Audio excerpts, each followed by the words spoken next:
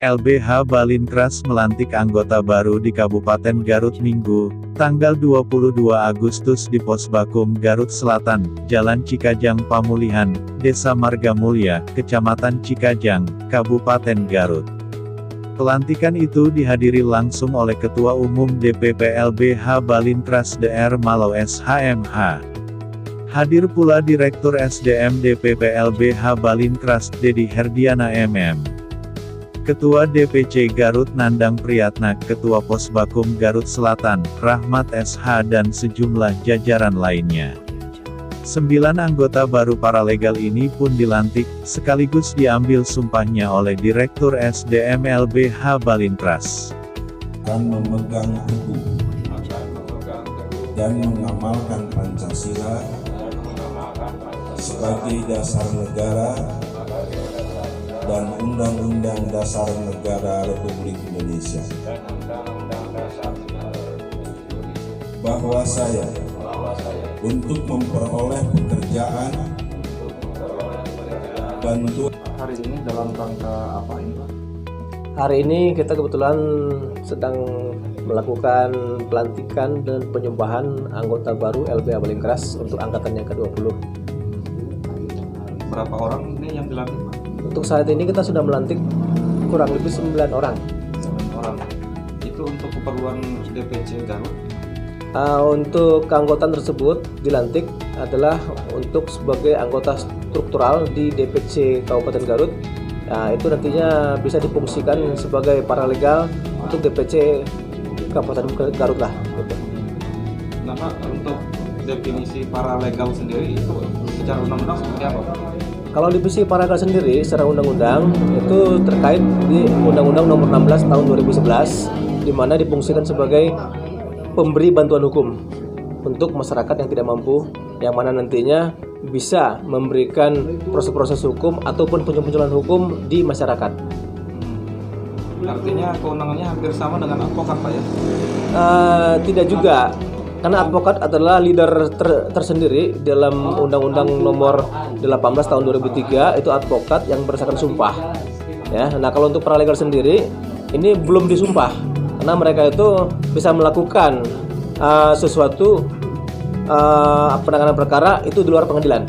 Di luar pengadilan. Iya. Bedanya dengan advokat tadi, Pak. Iya, betul. Tapi untuk penanganan di tingkat Polres itu artinya bisa, Pak, ya?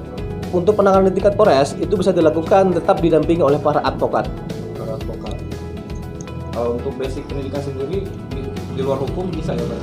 Kalau untuk di LBH sendiri, karena itu dibentuk adalah lembaga. Lembaga itu tempat berkumpul ya beberapa unsur divisi ilmu lah ya, ilmu yang mana di sana itu adalah untuk belajar untuk stakeholder sebagai pemberi bantuan hukum. Jadi untuk proses hukum ataupun mengetahui proses hukum tersebut seperti apa dalam pelaksanaan pemberian bantuan hukum yang mana nantinya didampingi oleh para advokat juga. Nah, untuk di Kabupaten Garut berapa anggota paralegal ini, Pak? Kalau untuk yang aktif saat ini kita di DPC LBH Balinkras untuk DPC Garut itu paralegal yang sudah tercatat di kantor kita yang aktif itu sekitar kurang lebih 42 orang. 42 orang. Iya. Untuk kasus hukum yang sering ditangani di Garut ini kasus pidana apa saja, Pak? Kalau untuk kasus-kasus dalam penanganan di DPC Garut khusus yang saat ini yang sedang ditangani itu kurang lebihnya banyaknya di tingkat pengadilan agama ya, pengadilan agama untuk proses perceraian, gugat cerai, cerai talak ya, maupun pembagian harta hak gono gini. Kalau pidana yang lain? Untuk di kasus pidana untuk saat ini DPC Garut belum ada pemasukan daripada kasus pidana, karena kalau tahun kemarin kita sudah ada beberapa kasus perkara juga yang sudah ditangani untuk di Pengadilan Negeri Garut, yang mana perkara tersebut ditangani oleh advokat dari DPC Kabupaten Garut. Terima kasih. Selaku Direktur SDM di LBH Balinkras, seperti apa pesan-pesan untuk anggota baru ini?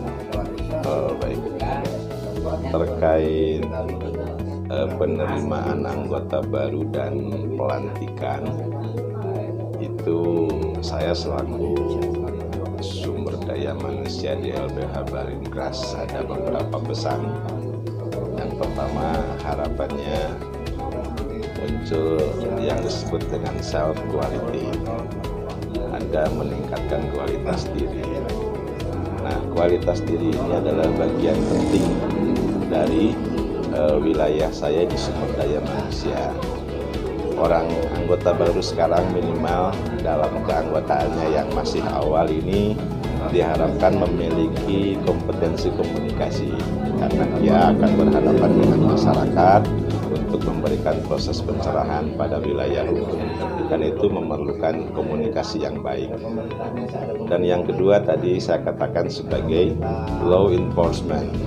Jadi anggota baru diharapkan bisa menggali hal-hal yang terkait dengan hukum, terutama menyangkut persoalan-persoalan yang terjadi keseharian di masyarakat, sehingga anggota baru ini bisa memberikan sebuah pencerahan.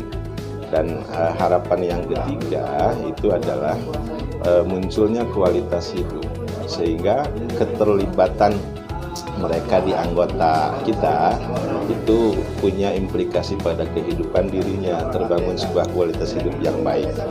Dan diantaranya adalah harapannya munculnya keberdayaan diri. Jadi anggota Balintres itu memang dengan potensi yang dimiliki mengolah potensi yang ada di masyarakat, memberikan pendampingan pada wilayah hukum. Harapan akhirnya adalah terbangunnya sebuah kualitas diri dan kemapanan yang baik. Itu aja barangkali pesan saya. Sekalian aja mumpung ini, enggak? Saya punya bagi diri saya. Di sisi lain saya juga masuk. Maaf nih Pak Ketua, persiapan saya tidak ikut-ikutan. Tanggal 22 kita bisa berkumpul bersilaturahmi dalam rangka pelantikan anggota baru di Kabupaten Garut. Mungkin ada beberapa hal, namun kita juga belum memahami estetika hukum yang ada. Nah, di sini kita belajar. Di sini kita belajar. Jadi sambil kita belajar, sambil kita berpraktek.